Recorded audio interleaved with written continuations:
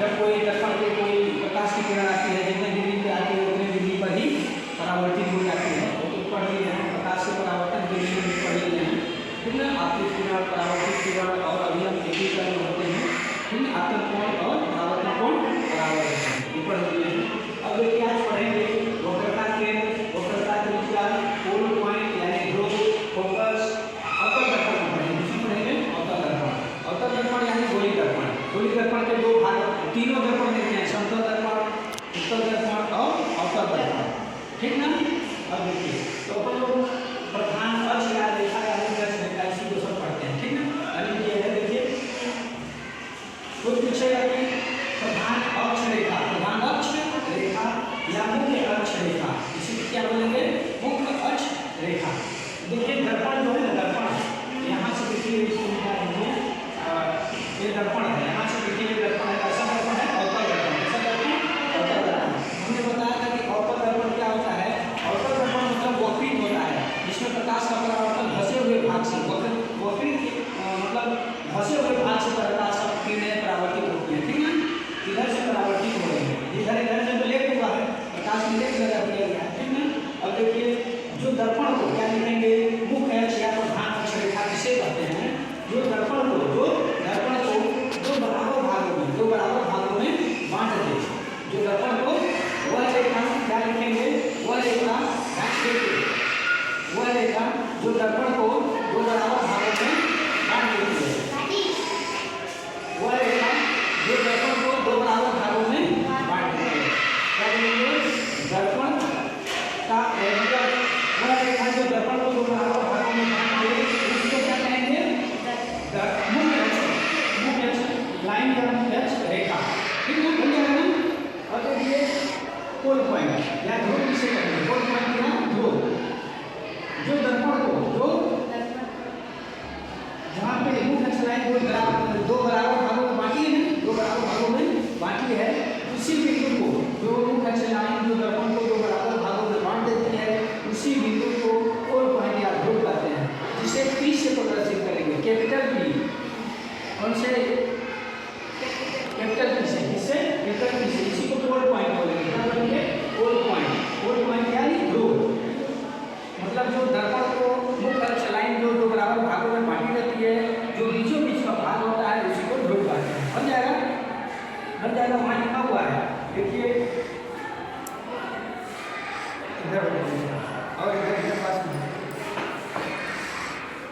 मुख्य अक्ष रेखा यानी प्रधान अक्ष रेखा किसे कहते हैं? वह रेखा जो दर्पण को दो बराबर भागों में बांटती है, उस रेखा को मुख्य अक्ष रेखा कहते हैं, ठीक है ना। अब देखिए ध्रुव, मुख्य अक्ष रेखा जहाँ पर दर्पण से टकराती है यानी काटती है, उस जगह को क्या कहेंगे? पोल पॉइंट यानी ध्रुव कहते हैं। यहाँ देखिए गई है, ये देखिए जा रही है, सीधी लाइन में जा रही है ना, और यहाँ पे ये तो अभी बताएंगे, यहाँ पे टकराई है, दर्पण के दो बराबर भागों में बांट दी है, उसी बिंदु को क्या कहेंगे? ध्रुव कहेंगे। अब देखिए हम लोग पढ़ते हैं कि ये अवतल दर्पण किसका भाग है? गोली दर्पण। ये देखिए ऐसे ऐसे ऐसे करेंगे, ऐसे ये गोली दर्पण का भाग है। जब ये पूरा भाग गोल हो जाएगा, इसको काल्पनिक समझेंगे, पूरा गोल हो जाएगा, जो बीच का बिंदु होगा, जो गोलीय दर्पण का जो बीचों बीच का बिंदु होगा, उसी को बोलेंगे वक्रता केंद्र।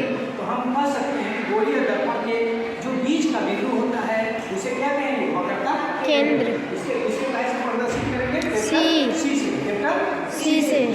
अब देखिए जो ध्रुव है यानी P और C के बीच में, P और C के बीच को, P और C के बीच को किससे प्रदर्शित करते हैं? R से।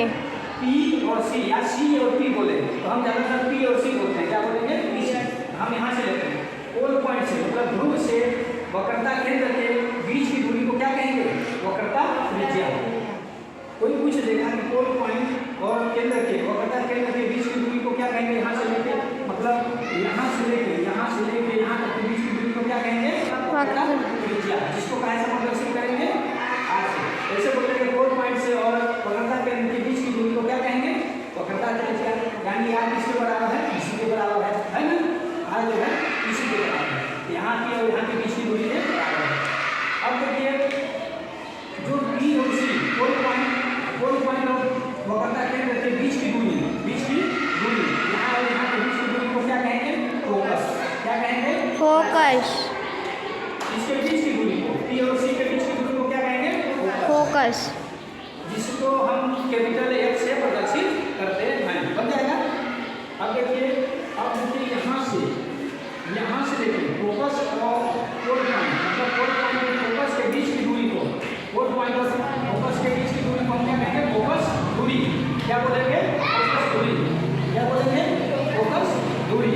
इसको हम कैपिटल की F से करेंगे, स्मॉल F से। इसको स्मॉल F से प्रदर्शित करेंगे। इसको कैसे प्रदर्शित करेंगे? स्मॉल F से। स्मॉल F से। तो कोई पूछेगा कि P और F किसके बराबर है? फोकस दूरी के बराबर है ना। मतलब जो कहेंगे इसे डायरेक्ट देखिए, कोई पॉइंट और फोकस दूरी, सॉरी फोकस के बीच की दूरी को क्या कहेंगे? Small F। फोकस दूरी से प्रदर्शित करते हैं। Small F। बीच की दूरी को कहते हैं। कोई पूछेगा कोई पॉइंट और फोकस दूरी के बीच की दूरी को क्या कहेंगे? Small F। फोकस दूरी। क्या बोलेंगे? फोकस दूरी। इसको स्मॉल F से प्रदर्शित करते हैं। ठीक है। अब देखिए ये जो यहाँ से लेके यहाँ और यहाँ से लेके यहाँ जो R है, 2M के बराबर है कि नहीं है? R जो है 2F के बराबर है। कितने F के बराबर है? 2F के बराबर है। जो R एक हो गया, ये यहाँ हो जाएगा। बन जाएगा कि नहीं हो जाएगा? तो जो वक्रता त्रिज्या है फोकस दूरी की दुगनी होती है। फोकस दूरी की दोगुनी होती है। फोकस दूरी मतलब दो का फोकस F लगाएंगे तो एक के बराबर, एक वक्रता त्रिज्या के बराबर होगा कि नहीं होगा? अब देखिए इधर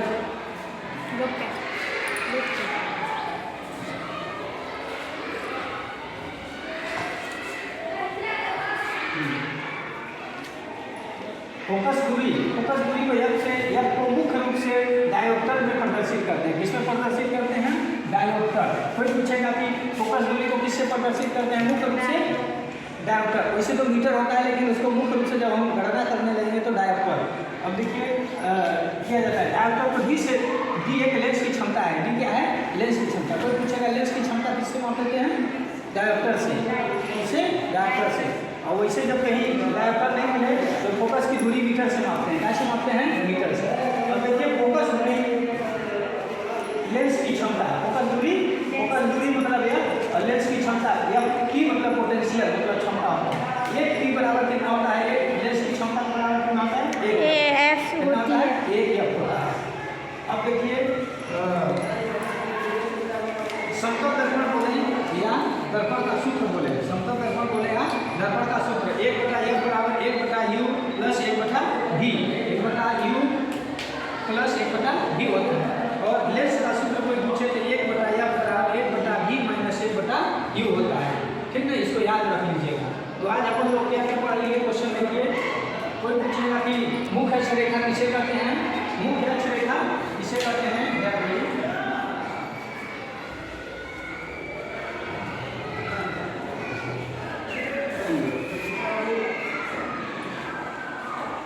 मुख्य अक्ष रेखा किसे कहेंगे? तो दर्पण को जो दो बराबर भागों में बांट देती है वह रेखा मुख्य अक्ष रेखा या प्रधान अक्ष रेखा कहलाती है। अब देखिए जो गोली दर्पण के बीचों बीच वाले बिंदु को क्या कहेंगे? वक्रता केंद्र, जिसे C से प्रदर्शित करते हैं। वक्रता जो दर्पण को दो बराबर भागों में जो रेखा काटती है, जो जिस बिंदु पर काटती है उस बिंदु को क्या कहेंगे? उस मध्य बिंदु को क्या कहेंगे? Focal point. Pole point. Pole point.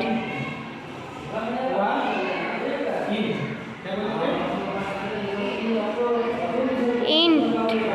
Pole point.